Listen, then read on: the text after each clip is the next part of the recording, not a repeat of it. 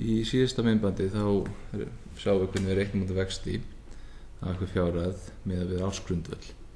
Við skulum svona skoða núna hvernig við finnum það út ef til að mynda vextirnir eru greiddir á minni en einu ári. Og við munum frá því í fyrra myndbandi að vaxtatímabilið 1 ár, það samsvarar 12 mánuðum, augljóst, en það einnig samsvarar alltaf 30 dögum í hverju mánuði, en það er að segja 360 dögum, vegna þess að einn mánuður er ávallt skilgreindur sem 30 dagar. Allt í lagi. Og skulum bara skoða dæmi hvernig þetta er gert. Segjum að ég er með innistæðu upp á 5.000 krónur og ég hef hana inn á bankareikning í 3 mánuði og reikningurinn ber 8% ársvexti.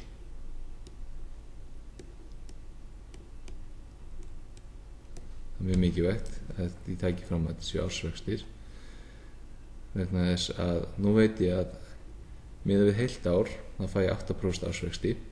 Hvað fæ ég eftir 3 mánuði? Og til þess að reikna þetta út þá bara einfaldlega skoðum við hlutfallið þarna á milli. Það er að segja, ég var með 5.000 krónur, vextinni mínir eru 0,08, við reiknum vexti alltaf sem heiltölubrot, og margfalda það með mánaðafjölda deilt með fjölda mánaða í ári, vegna þess að fjárhæðin var inni en á reikning í 3 mánuði sem er 1/4 af árinu, þannig að vextagreiðslurnar virka bara á þessum 3 mánuðum, og út úr þessu kemur 5.000 sinnum 0,8 sinnum 312, það er 100 krónur. Nú sé 100 krónur. Nú, ef ég vil til þess að vita hvað ég á mikið inn á bankareikningum eftir 18 mánuði, þá þarf ég að fara svolítið gætilega, vegna þess að við skulum bara taka dæmi það. Segjum það sé sama 5.000 sinnum, það er ekkert sinnum, það er sem sé 5.000 krónur, 8% ársvextir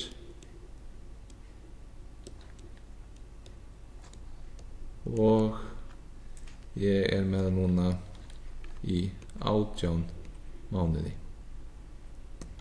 Við þurfum aðeins að gæta okkur hér, vegna þess að munum að þetta eru ársvextir, og það sem ég þarf að gera í þessu tilfelli er að byrja því að reikna út hver upphæð mín er eftir 1 ár.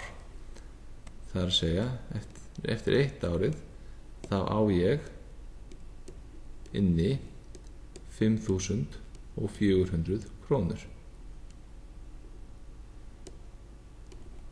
Næstu 6 mánuðina þá fæ ég vexti á 5.400 krónur, og þá gerir ég eins og ég gerði hér í fyrra dæmi, 5.400 sinnum 0,08 sinnum þá 18 mánuði, þannig þá 6 deilt með 12 sem að gefa mér þá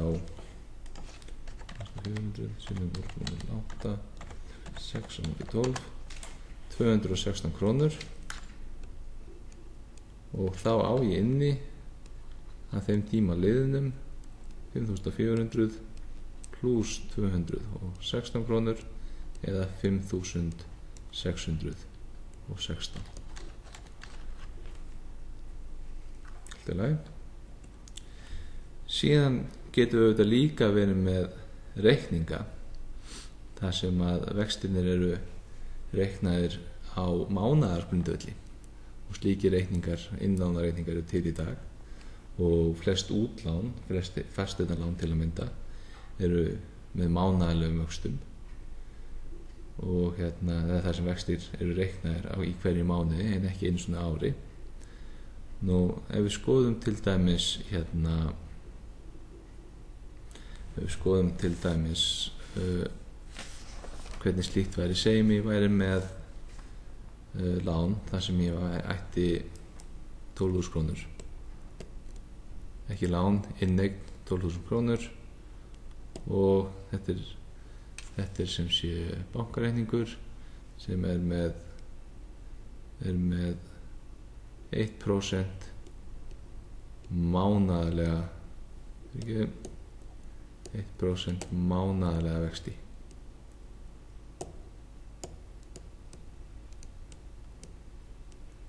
Mánaðarlega vexti þýðir þá að þeir reiknast í hverjum mánuði. Ok, og ég vil vita eftir 20 mánuði hvað á ég mikið inni. Hér get ég reiknað þetta á sama máta og ég reikna ársvextina, nefnum bara nú setja höfuðstóllinn minn er 12.000. Vextinir eru þá reiknað sem 1,01% og veldið mitt er hér 20, vegna þess að þetta eru 21% vaxtagreiðslur sem leggjast ofan á þessa tiltekna fjárhæð. Og út úr þessu fæ ég 1,01 í veldinu 20 sinnum 12.000, það er 14.642 krónur. 14.642 krónur. Ástæðan fyrir því tek þetta sérstaklega fram með svo að það getur munað töluverðum fjárhæðum á því hvort að sé að ræða mánaðarlega vexti eða árslega vexti, vegna þess að ef þetta væru 12% vextir á ári sem ég væri í stað fyrir 1% á mánuði, þá myndi ég fá nokkur 100 krónur minna í vaxtagreiðslur heldur en í þessu tiltekna dæmi. Og við getum séð það mjög einfalda máta. Við tek bara annað sambarlegt dæmi til að fara hans aftur í gegnum þetta. Segjum við bara sama fjárhæð, berum það saman 12.000 krónur með 1% vöxtum, 1% mánaðarlegum vöxtum í 12 mánuði, eða 12.000 krónur með 12% vöxtum. Ok, skulum skoða þetta. 12.000 1,01 í veldinu 12 sinnum 12.000, þetta gefur mér 13.521 krónu. 13.521 króna. En hin fjárhæðin 12.000 sinnum 1,12 gefur mér einungis 13.440 krónur. Og þessi mismunur stafar einmitt að því að eftir hvern mánuð þá ertu fann að reikna vexti og bæði á höfuðstólnum og þá vexti sem þú ert búin að fá mánuðum á undan. Og þetta er kannski lítið fjárhæð hér, þetta eru cirka 80 krónar munur, en þegar fjárhæðin er orðnar milljónir og tímabili kannski orðið tugir ára, þá getur þetta farið að getur munað þarna tölur fjárhæðin. Þannig að gott að hafa þetta í huga og vera alltaf vakandi fyrir því hvernig, hvort að sé að ársvexti eða mánaðarvexti eða jafnvel dagsvexti eins og í sumum tilfellum. En skulum segja þetta gott af þessu bili og taka fyrir núvirði höfuðstóls og forvexti í næsta vídeói.